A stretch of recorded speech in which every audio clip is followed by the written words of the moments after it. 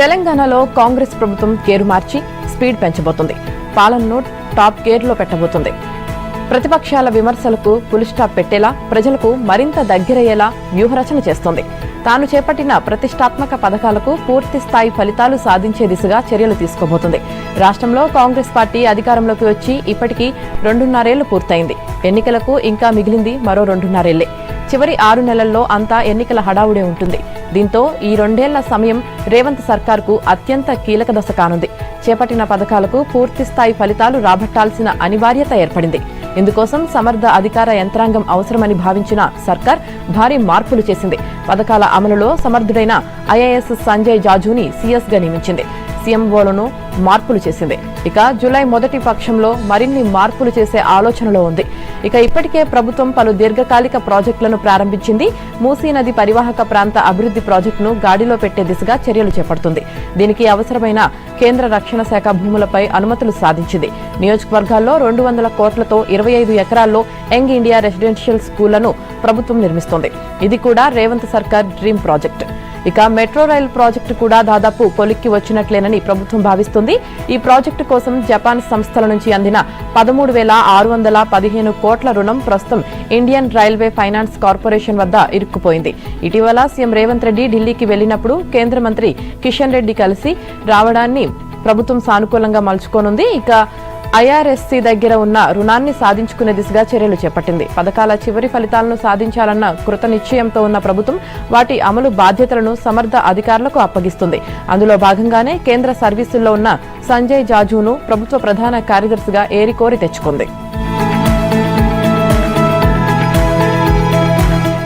తెలంగాణలో hybrid యాన్యునిటీ mode విధానంలో చేపట్టబోయే రోడ్ల పనులకు ఎట్టకేలకు గ్రీన్ సిగ్నల్ పడింది. నల్గొండ జిల్లా కనగల్ మండలంలో హ్యామ్ పనులకు మంత్రి కోమటిరెడ్డి వెంకటరెడ్డితో కలిసి ముఖ్యమంత్రి రేవంత్ రెడ్డి ఇవాళ శంకుస్థాపన చేయనున్నారు. కనగల్ వద్ద ప్రత్యేకంగా ఏర్పాటు చేసిన హ్యామ్ ప్రాజెక్టు పైలాన్ను ఆవిష్కరించనున్నారు. రాష్ట్రంలోని రోడ్లను అభివృద్ధి చేయాలని నిర్ణయించిన ప్రభుత్వం వాటిని సాధారణ విధానంలో కాకుండా హైబ్రిడ్ యాన్యునిటీ మోడ్లో నిర్మించేందుకు ఆ రోడ్ల నిర్వహణను 15 ఏళ్ల పాటు కాంట్రాక్టర్లే చేపట్టే విధానానికి శ్రీకారం చుట్టింది. ఇందుకోసం R&Bలో ప్రత్యేకంగా హ్యామ్ పేరుతో ఒక విభాగాన్ని ఏర్పాటు చేసింది. R&B పరిధిలో రాష్ట్ర వ్యాప్తంగా ఎక్కడెక్కడ ఎన్ని రోడ్లు నిర్మించాలో నిర్ణయించింది. దీని ప్రకారం ఉమ్మడి జిల్లాల వారీగా కలిపి 6,092 కిలోమీటర్లను 441 ప్యాకేజీలుగా విభజించింది. 13,006 కోట్లతో ఈ పనులు చేపట్టనుంది. ప్యాకేజీల వారీగా ఈ పనులు చేపట్టేందుకు సీఎం రేవంత్ రెడ్డి ఇవాళ శంకుస్థాపన చేయనున్నారు. బతుకుదెరువు కోసం పట్టణాలు, నగరాలకు వచ్చి అద్దె ఇళ్లలో ఉంటున్న ప్రజలకు ఇప్పుడు సర్భయం పట్టుకుంది. ముఖ్యంగా గతంలో ఒక ఇంట్లో అద్దెకు ఉండి అక్కడే ఓటు పొందినవారు ఇప్పుడు ఆ చిరునామాలో లేకుంటే తమ ఓటు ఉంటుందా, తీసేస్తారా అనే సందేహంతో ఆందోళన చెందుతున్నారు. కొత్త ఇంటి చిరునామాకు సంబంధించిన రుజువు పత్రాలు లేకుంటే ఏం చేయాలని ప్రశ్నిస్తున్నారు. ఇలా అద్దె ఇళ్లలో ఉండి అడ్రస్ మారిన వారి అద్దెకు ఉంటున్న వారికి ప్రస్తుతం నివసిస్తున్న చిరునామాలో ఓటరుగా నమోదు చేసుకునే హక్కు ఉంటుంది. అయితే తమ నివాసాన్ని నిర్ధారించే ఆధారాలు సమర్పించాల్సి ఉంటుంది. చిరునామా ధృవీకరణ పత్రం అందుబాటులో లేకపోతే BLOలు స్థానికంగా విచారణ చేసి సంబంధిత ఓటరు ఆ చిరునామాలోనే నివసిస్తున్నారని నిర్ధారించవచ్చు. ప్రస్తుతం నివసిస్తున్న అద్దె ఇంటి పూర్తి చిరునామాను నమోదు చేయాలి. ఆధార్ కార్డు, ఇతర పత్రాల్లో ఉన్న చిరునామాతో వీలైనంత వరకు సరిపోలేలా ఉండాలి. అద్దె ఇంట్లో ఉండేవారు ఫారం 8 సమర్పించాల్సి ఉంటుంది. Aadhaar card, ration card, post office passbook, ప్రభుత్వం జారీ చేసిన చిరునామా పత్రాలు, ఇంటి అద్దె ఒప్పందం పత్రం, ఇంటి యజమాని ఇచ్చిన నివాస ధృవీకరణ పత్రం, విద్యుత్ బిల్లు, నీటి బిల్లు, గ్యాస్ కనెక్షన్ పత్రం, బ్యాంక్ పాస్బుక్, బ్యాంక్ అకౌంట్ స్టేట్మెంట్లోని చిరునామా వివరాలను ధృవీకరణగా సమర్పించవచ్చు. ఇప్పటికే ఓటరు జాబితాలో పేరు ఉన్నవారు ఎన్యూమరేషన్ ఫారం నింపి సమర్పించాలి. అందులో తమ పేరు, వయస్సు, చిరునామా, కుటుంబ వివరాలను ధృవీకరించాలి. అవసరమైన గుర్తింపు, నివాస ఆధారాలు జత చేయాలి. ఒక నియోజకవర్గం నుంచి మరో చోటకి మారిన వారు కొత్త చిరునామాలో ఓటరుగా నమోదు కావడానికి ఫారం 6ని సమర్పించాలి. మరణించిన, శాశ్వతంగా వేరే ప్రాంతానికి వలసపోయిన వారు పేర్లను తొలగించేందుకు ఫారం 7ను సమర్పించాలి.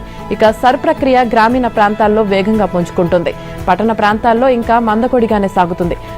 సర్ సర్వేలో పాల్గొంటున్న అధికారులకు రెగ్యులర్ విధులను అప్పగించవద్దని ప్రభుత్వ ప్రధాన కార్యదర్శి కె రామకృష్ణారావు అన్ని శాఖల అధికారులకు ఆదేశించారు. దీనికి సంబంధించి అంతర్గత ఉత్తర్వులు జారీ చేశారు.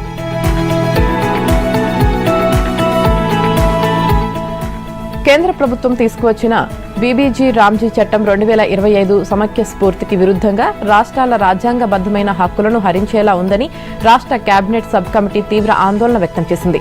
గ్రామీణ పేదల ఉపాధి హక్కు, రాష్ట్రాల పరిపాలనా అధికారాలు, ఆర్థిక స్వయం ప్రతిపత్తిపై ప్రతికూల ప్రభావం చూపేలా ఈ చట్టంలోని నిబంధనలు ఉన్నాయని, వాటిని న్యాయపరంగా, చట్టపరంగా వ్యతిరేకించాలని నిర్ణయించింది. ఈ మేరకు సిఫారసులను రూపొందించింది. వాటిపై జూలై 2న జరిగే రాష్ట్ర మంత్రివర్గ సమావేశంలో చర్చించి తుది నిర్ణయం తీసుకోవాలని సమావేశం నిర్ణయించింది. ఇక నిన్న సచివాలయంలో మంత్రి ఉత్తమ్ కుమార్ రెడ్డి అధ్యక్షతన బీబీజీ రామ్జీ చట్టం 2025 ప్రభావాలపై కేబినెట్ సబ్ కమిటీ రెండో సమావేశం జరిగింది. బీబీజీ రామ్జీ అమలులో రాష్ట్ర ప్రభుత్వాలు 40% వరకు ఆర్థిక భారం భరించాల్సి వస్తున్నప్పటికీ పనుల ఎంపిక, ప్రణాళిక, ఆమోదం, అమలు, పర్యవేక్షణ వంటి కీలక అంశాల్లో రాష్ట్రాలకు నిర్ణయాధికారం కల్పించకపోవడం తీవ్ర అభ్యంతరకరమని కేబినెట్ సబ్ కమిటీ అభిప్రాయపడింది. నిధుల బాధ్యత రాష్ట్రాలపై మోపుతూ అధికారాలను పూర్తిగా కేంద్రం వద్దే కేంద్రీకరించడం రాజ్యాంగంలోని సమైక్య స్ఫూర్తికి విరుద్ధమని సబ్ కమిటీ సభ్యులు అన్నారు. రేపు ఢిల్లీలో కేంద్ర గ్రామీణాభివృద్ధి శాఖ మంత్రి శివరాజ్ సింగ్ చౌహాన్తో జరిగే సమావేశంలో తెలంగాణ ప్రభుత్వ అభ్యంతరాలు, సూచనలు, సవరణల ప్రతిపాదనలను స్పష్టంగా వినిపించాలని నిర్ణయించారు. కేంద్రానికి పంపాల్సిన అధికారిక అభిప్రాయాలు, సవరణల సిఫారసులను ఖరారు చేశారు. హైదరాబాద్లోని రాయదుర్గంలో 5 ఎకరాల భూమి అంశంలో తెలంగాణ రాష్ట్ర ప్రభుత్వం, భారతీయ స్టేట్ బ్యాంక్ మధ్య రేగిన వివాదం సద్దుమణిగింది. ఎస్బీఐ రాష్ట్ర ప్రభుత్వంతో రాజీకి వచ్చింది. రాయదుర్గం భూమికి బదులుగా ప్రభుత్వం మరోచోట ఇచ్చే భూమిని తీసుకునేందుకు భూ వివాదంలో హైకోర్టులో వేసిన కేసును ఉపసంహరించుకునేందుకు ఎస్బీఐ అంగీకరించింది. రాష్ట్ర ప్రభుత్వ ప్రధాన కార్యదర్శి రామకృష్ణారావు, ఆర్థిక శాఖ ముఖ్య కార్యదర్శి సందీప్ కుమార్ సుల్తానియా, టీజీఐఐసీ ఎండీ శశాంక్లతో ఎస్బీఐ ఉన్నత స్థాయి ప్రతినిధులు జిఎస్ రాణా, నీలేష్ ద్వివేది రాష్ట్ర సచివాలయంలో నిన్న మరోసారి సమావేశమయ్యారు. రాయదుర్గంలోని 5 ఎకరాల భూమికి ప్రత్యామ్నాయంగా మరోచోట భూమి ఇస్తామన్న ప్రభుత్వ ప్రతిపాదనకు ఎస్బీఐ అంగీకరించిందని సమావేశం అనంతరం రాష్ట్ర ప్రభుత్వం ఒక ప్రకటన చేసింది. రాయదుర్గం నాలెడ్జ్ సిటీలో 2.5 ఎకరాలు లేదా ఉస్మాన్ నగర్లో 2.5 ఎకరాలు లేదా భారత్ ఫ్యూచర్ సిటీలో 10 నుంచి 15 ఎకరాలు ఇచ్చేందుకు సిద్ధమని ప్రభుత్వం ఇప్పటికే తెలిపింది. దీనికి అంగీకారం తెలిపిన ఎస్బీఐ ప్రతినిధులు బోర్డు ఆమోదం తర్వాత తదుపరి చర్యలు తీసుకుంటామన్నారు. హైకోర్టులో ఉన్న కేసును ఉపసంహరించుకుంటున్నామని తెలిపారు. బీజేపీ జాతీయ అధ్యక్షుడు నితిన్ నబీన్ రాష్ట్రంలో 3 రోజుల పర్యటనకు ఆదివారం రానున్నారు. రాష్ట్రంలో పార్టీని సంస్థాగతంగా బలోపేతం చేయడం, అధికార పీఠం కైవసం చేసుకోవడమే లక్ష్యంగా పర్యటన కొనసాగించనున్న నితిన్ నబీన్ క్షేత్రస్థాయి కార్యకర్తలకు దిశానిర్దేశం చేయనున్నారు. ఒకవైపు పార్టీ శ్రేణులతో, మరోవైపు వివిధ వర్గాలతో ఆయన సమావేశం కానున్నారు. ఆదివారం నాంపల్లి ఎగ్జిబిషన్ గ్రౌండ్స్ లో నిర్వహించే సమావేశానికి విజయ్ సంకల్ప సమ్మేళనంగా పార్టీ నామకరణం చేసింది. ఇక జీహెచ్ఎంసీ, మల్కాజ్గిరి, సైబరాబాద్ మున్సిపల్ కార్పొరేషన్ల పరిధిలోని సుమారు 15,000 మంది పోలింగ్ బూత్ల అధ్యక్షులు, ఏజెంట్లు, రాష్ట్ర కార్యవర్గ సభ్యులు, కార్యకర్తలు ఈ సమావేశానికి హాజరు కానున్నారు. వారిని ఉద్దేశించి నితిన్ నబీన్ మాట్లాడతారు. రేపు బీబీఐటీ కాలేజీలో యువ సమ్మేళనంలో ఆయన పాల్గొంటారు. ఉత్తర తెలంగాణ పరిధిలోని వరంగల్లో గిరిజనులతో భేటీ అవుతారు. ఇక అనంతరం పోలింగ్ బూత్ల అధ్యక్షుల సమావేశానికి హాజరవుతారు. ఎల్లుండు గట్కేసర్లో పార్టీ రాష్ట్ర కార్యవర్గ సమావేశానికి హాజరై దిశానిర్దేశం చేస్తారు.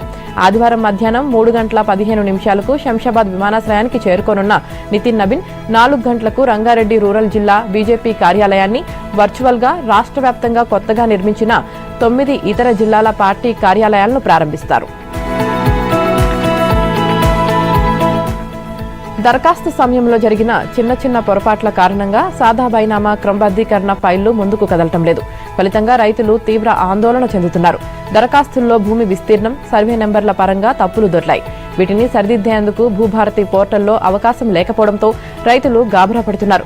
రాష్ట్ర వ్యాప్తంగా 9,25,000 మంది సాదా బైనామా దరఖాస్తులు రాగా ఇప్పటిదాకా 6 లక్షల మంది దరఖాస్తుదారులకు నోటీసులు పంపారు. మిగిలిన 3,25,000 మంది దరఖాస్తుదారులకు నోటీసులు జారీ చేయాల్సి ఉంది. 2 వారాల్లో ఈ ప్రక్రియను పూర్తి చేయాలని జిల్లా కలెక్టర్లకు రెవెన్యూ శాఖ ఆదేశాలు జారీ చేసింది. కాగా స్వీయ పూచికత్తు నుంచి అనేక రకాల సమస్యలు సాదా బైనామా దరఖాస్తుదారులను వెంటాడుతున్నాయి. వీటన్నిటినీ అధిగమించి ఎలాంటి సమస్య లేదని తేలిన తర్వాతే నోటీసు ఇచ్చిన 30 రోజుల తర్వాత రైతులకు చట్టబద్ధంగా భూ హక్కులు కల్పిస్తారు. 13B జనరేట్ కావాలంటే తప్పనిసరిగా ఆన్లైన్లో అమ్మిన వ్యక్తి వివరాలు నమోదు చేయాల్సి ఉంటుంది. 13B ఉంటేనే కొనుగోలు చేసిన వ్యక్తికి ఆ భూమిపై చట్టబద్ధమైన హక్కు లభిస్తుంది. ఆ తర్వాత పట్టాదార్ పాస్బుక్ ఇస్తారు. రాష్ట్ర వ్యాప్తంగా సుమారు 4 లక్షల మంది రైతులు ఇచ్చిన దరఖాస్తుల్లో తప్పులు ఉన్నట్లు అధికారుల విచారణలో తేలింది. ఇక వీటిని సవరించేందుకు అవకాశం లేకపోవడంతో ఆ దరఖాస్తులపై ఎలాంటి నిర్ణయం తీసుకోలేదు. సాదా బైనామాల క్రమబద్ధీకరణ కోసం 4 ఏళ్ల క్రితం ప్రభుత్వం మీ సేవా కేంద్రాల ద్వారా దరఖాస్తులు స్వీకరించింది. ఆ సమయంలో చాలా మంది రైతులకు అవగాహన లేకపోవడంతో మీ సేవా కేంద్రం ఆపరేటర్లపై ఆధారపడ్డారు. ఆపరేటర్లు చేసిన తొందరపాటు, అవగాహన లోపం వల్ల దరఖాస్తుల్లో తప్పులు జరిగాయి. విస్తీర్ణంలో తేడాలు, సర్వే నెంబర్లలో తప్పులు ఉండడాన్ని అధికారులు గుర్తించారు. ఇక మీ సేవా ఆపరేటర్లు చేసిన పొరపాట్లకు తమను బలి చేయొద్దని రైతులు కోరుతున్నారు. సరిదిద్దుకునే అవకాశం ఇవ్వాలని అధికారులను వేడుకుంటున్నారు.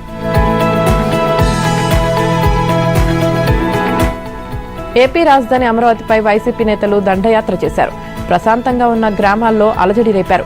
రాజధాని రైతుల్లో విభేదాలు సృష్టించి అమరావతిపై మరోమారు విషం కక్కాలన్న వైసీపీ ఎత్తుగడను రైతులు అడ్డుకున్నారు. రాజధానికి భూములు ఇవ్వని కొంతమంది రైతులను అడ్డు పెట్టుకుని సిఆర్డీఏ పరిరక్షణ కమిటీ, రాజధాని రైతుల పరిరక్షణ కమిటీల పేరుతో వైసీపీ నేతలు విభజన రాజకీయానికి తెరలేపారు. వైసీపీ నేతల బృందం నిన్న రాజధాని గ్రామాల్లో ఒకటైన పెనుమాకలో పర్యటించే లక్ష్యంతో ఉండవల్లి మీదుగా వెళ్లేందుకు ప్రయత్నించగా రాజధాని రైతులు అడ్డుకున్నారు. ఈ క్రమంలో ఉండవల్లి షిరిడి సాయిబాబా మందిరం దగ్గర వైసీపీ బృందానికి రాజధాని రైతులకు మధ్య తీవ్ర స్థాయిలో వాగ్వాదం చెలరేగింది. ఇది తీవ్ర ఉద్రిక్తతకు దారితీసింది.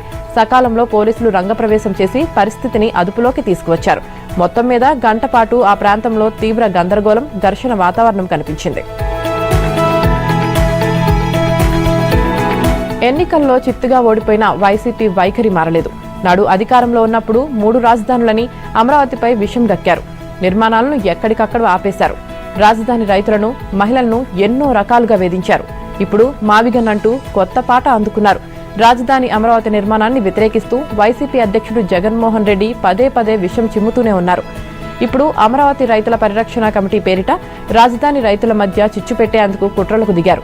అమరావతికి ప్రత్యామ్నాయంగా మచిలీపట్నం, విజయవాడ, గుంటూరు నగరాలను కలుపుతూ మావిగన్ ఏర్పాటు చేయాలని ఆ మధ్య ఉచిత సలహా ఇచ్చిన జగన్ అకస్మాత్తుగా తన పార్టీ నేతలను అమరావతికి పంపారు. ఎవరూ పిలవకుండానే నిన్న జగన్ పార్టీ నేతలు అంబటి రాంబాబు, పేర్ని నాని, లేళ్ల అప్పిరెడ్డి, దేవినేని అవినాష్లు రాజధాని ప్రాంతంపై యుద్ధానికి వెళ్లినట్టుగా వెళ్లారు. తమ అనుచరులతో కలిసి ఉండవల్లి ప్రాంతానికి వాహనాల్లో వెళ్లారు. ఈ విషయం తెలుసుకున్న రాజధాని రైతులు, మహిళా రైతులు వైసీపీ నేతల వాహనాలను అడ్డుకున్నారు. రాజధాని ప్రాంతంలో పర్యటించి విష ప్రచారం చేయాలనుకున్న జగన్ పార్టీ నేతలకు చుక్కలు చూపించారు. ఇక అమరావతి నిర్మాణం కోసం అదనంగా భూ సమీకరణకు ప్రభుత్వం ప్రకటన విడుదల చేయడంతో ఇటీవల తాడేపల్లి వైసీపీ కేంద్ర కార్యాలయంలో కొంతమంది పార్టీ ముఖ్య నేతలు, ఇంకొందరు రైతులతో అమరావతి వ్యతిరేక గళాన్ని వినిపించేలా కుట్ర రాజకీయానికి జగన్ తెరతీశారు. తమ భూములను బలవంతంగా లాక్కుంటున్నారంటూ ఈ సమావేశంలో రైతులతో చెప్పించారు. దీనిని జగన్ సోషల్ మీడియాలో ప్రచారం చేయించారు. కానీ ఆ సంతోషం 24 గంటలు కూడా నిలవలేదు. జగన్తో సమావేశమైన మరునాడే పెనుమాకకు చెందిన రైతు ఎం రామారావు తన 2.5 ఎకరాల భూమిని రాజధాని కోసం అప్పగించేశారు. అయినా అమరావతిపై కుట్రలు ఆపలేదు. అంబటి రాంబాబు, పేర్ని నాని వంటి నేతలతో అమరావతి వల్ల రాష్ట్రానికి ప్రయోజనం లేదని 2029లో అధికారంలోకి వచ్చిన వెంటనే మావిగన్ను జగన్ రాజధానిగా ప్రకటిస్తారంటూ ప్రకటనలు చేయించడం మొదలుపెట్టారు. ఇప్పుడు ఏకంగా రాజధాని గ్రామాల్లో పర్యటనకు వెళ్లడంతో రైతుల నుంచి తీవ్ర ప్రతిఘటన ఎదురైంది.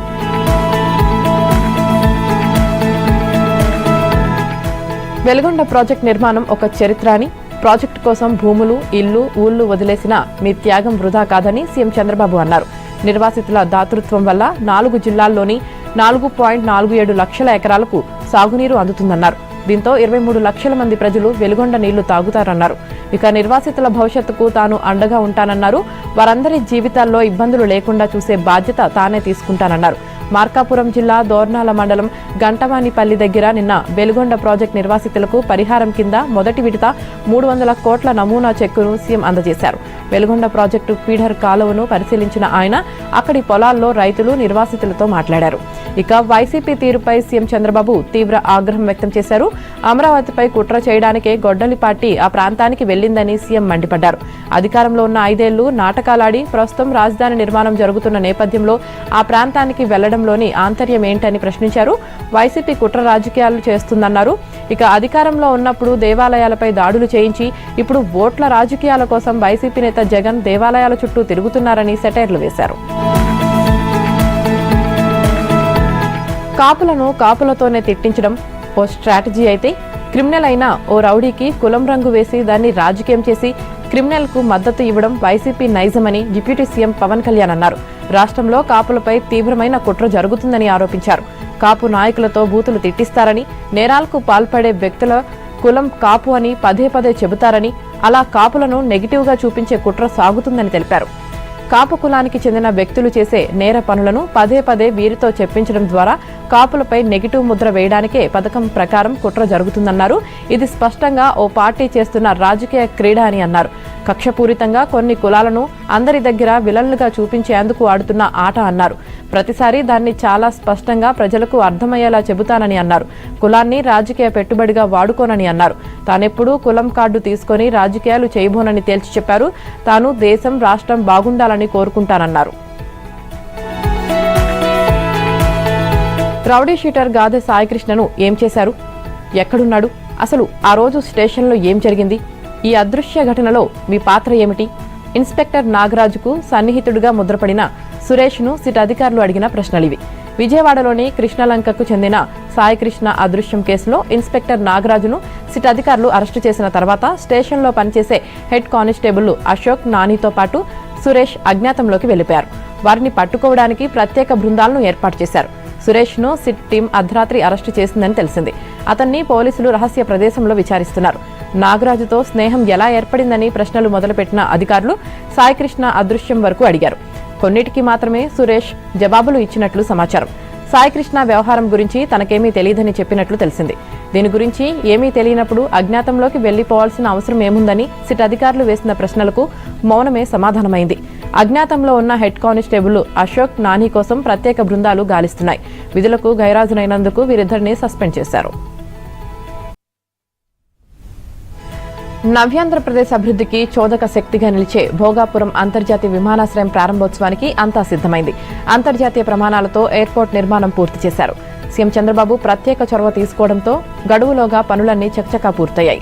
ప్రధాని మోదీ చేతుల మీదుగా ఈ ఎయిర్పోర్ట్ను ప్రారంభించేందుకు రాష్ట్ర ప్రభుత్వం ఏర్పాట్లు చేస్తుంది. ఈ విషయంలో ప్రధాని కార్యాలయం ఇచ్చే తుది షెడ్యూల్ కోసం రాష్ట్ర ప్రభుత్వం ఎదురుచూస్తుంది. Airport terminal building, runway, ATC tower పనులు 100% పూర్తయ్యాయి. అందుకే రాష్ట్ర ప్రభుత్వం జులైలో మంచి రోజులు ఉన్నాయంటూ ప్రధానమంత్రి కార్యాలయానికి ప్రతిపాదనలు పంపింది. భోగాపురం విమానాశ్రయంతో పాటు మరిన్ని ప్రాజెక్టులు కూడా ప్రధాని చేతుల మీదుగా ప్రారంభించేందుకు రాష్ట్ర ప్రభుత్వం సన్నాహాలు చేస్తోంది. 1-2 రోజుల్లో విమానాశ్రయ ప్రారంభోత్సవ షెడ్యూల్ అధికారికంగా ప్రకటించే అవకాశం ఉంది. ఇక ప్రస్తుతం విశాఖలో ఉన్న విమానాశ్రయం నేవీ రక్షణ పరిధిలో ఉండటంతో అంతర్జాతీయ సర్వీసులకు రాత్రి వేళల్లో విమాన రాకపోకలకు సాంకేతిక ఇబ్బందులు ఎదురవుతున్నాయి. ఈ సమస్యకు శాశ్వత పరిష్కారంగా విభజన హామీల్లో భాగంగా భోగాపురం అంతర్జాతీయ విమానాశ్రయానికి కేంద్ర ప్రభుత్వం గ్రీన్ సిగ్నల్ ఇచ్చింది. జీఎంఆర్ సంస్థ నిర్మాణ బాధ్యతలు తీసుకుంది. అత్యాధునిక రన్వే, అంతర్జాతీయ కార్గో టెర్మినల్, ఏకకాలంలో పదుల సంఖ్యలో విమానాలు పార్కింగ్ చేసే ఏప్రాన్ సౌకర్యాలతో ఈ ఎయిర్పోర్ట్ రూపుదిద్దుకుంది. మొదటి భార్య మరణ అనంతరం చట్టబద్ధంగా చేసుకున్న రెండో వివాహం తర్వాత జన్మించిన సంతానానికి పూర్వీకుల నుంచి వచ్చిన ఆస్తిలో సమాన హక్కులు ఉంటాయని ఏపీ హైకోర్టు స్పష్టం చేసింది. రెండో భార్య పిల్లలను అక్రమ సంతానంగా ముద్రవేసి ఆస్తిలో వాటా నిరాకరించడానికి వీల్లేదని తేల్చి చెప్పింది. ఈ మేరకు న్యాయమూర్తి జస్టిస్ వెనుతురుమల్లి గోపాలకృష్ణరావు ఇటీవల ఓ కేసులో తీర్పు ఇచ్చారు. కాకినాడ రూరల్ మండలం గైగోలుపాడుకు చెందిన తురంగి సోమరాజుకు మొదటి భార్య ద్వారా సత్యనారాయణ జన్మించారు. మొదటి భార్య మరణ అనంతరం రాఘవ అనే మహిళను సోమరాజు రెండో వివాహం చేసుకోగా వారికి 6 కుమార్తెలు జన్మించారు. పూర్వీకుల నుంచి సంక్రమించిన ఆస్తి విభజన కోసం సోమరాజు కుమార్తెలు కలిసి కాకినాడ సీనియర్ సివిల్ జడ్జి కోర్టులో 1998లో దావా వేశారు. కుమార్తెలు తన తండ్రికి చట్టబద్ధమైన సంతానం కాదని మొదటి భార్య కుమారుడు వాదించారు. తండ్రి సోమరాజు ఆస్తిపై హక్కులు వదులుకున్నారని, ఆస్తి మొత్తాన్ని తనకు రాస్తూ రెలింక్విష్మెంట్ డిడ్ వేశారని తెలిపారు. దీంతో ట్రయల్ కోర్టు దావాను కొట్టివేసింది. దీంతో సోమరాజు కుమార్తెలు కాకినాడ జిల్లా కోర్టులో అప్పీల్ వేశారు. ఆ తర్వాత సోమరాజు మరణించడంతో ఆయన రెండో భార్య రాఘవ కోర్టు అనుమతితో వ్యాజ్యంతో ప్రతివాదిగా చేరారు. ఇక మొదటి అప్పీల్పై విచారణ జరిపిన కాకినాడ అదనపు జిల్లా కోర్టు మొదటి భార్య సంతానమైన సత్యనారాయణ, సోమరాజు రెండో భార్య కుమార్తెల ఆస్తిలో వాటాకు హక్కుదారులను తీర్పు ఇచ్చింది. ఇక ఈ ఉత్తర్వులను సవాల్ చేస్తూ సత్యనారాయణ హైకోర్టును ఆశ్రయించారు.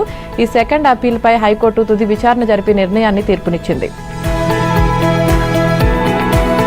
నెల్లూరు నగరంలోని బారా షహీద్ దర్గా రొట్టెల పండుగ వేడుకల్లో రెండో రోజు నిన్న స్వర్ణాల చెరువు తీరమంతా భక్తులతో పులకరించింది.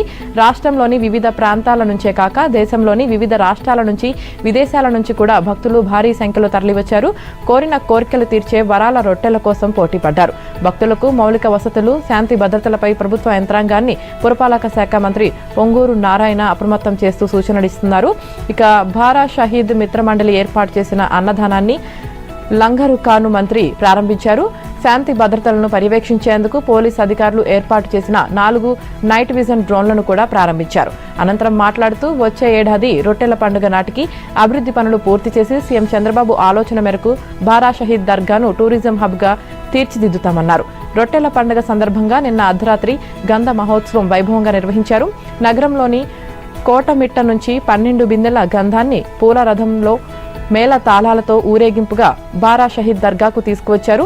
దర్గాలోని మసీదులో 12 గంధం బిందెలకు ముజావర్లు, ఫకీర్లు పూజలు చేసి బారా షహీదులైన అమరవీరులకు ప్రార్థనలు నిర్వహించారు. అనంతరం 12 సమాధులకు కడప పెద్ద మసీద్ పీఠాధిపతి అరిఫుల్లా హుసేని గంధం ఎక్కించారు. అనంతరం భక్తులకు గంధాన్ని పంచిపెట్టారు.